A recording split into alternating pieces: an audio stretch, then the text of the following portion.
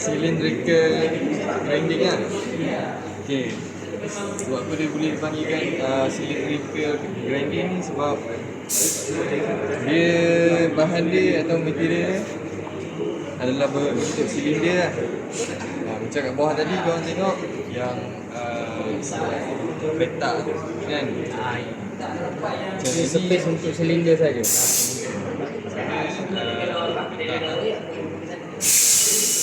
So yang ni macam ni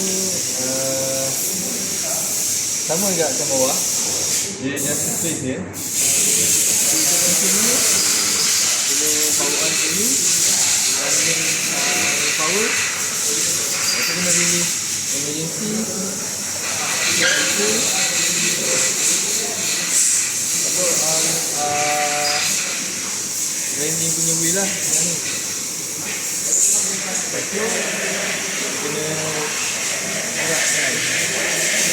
Yang ini paksi X dan yang ni Y. Dia dua.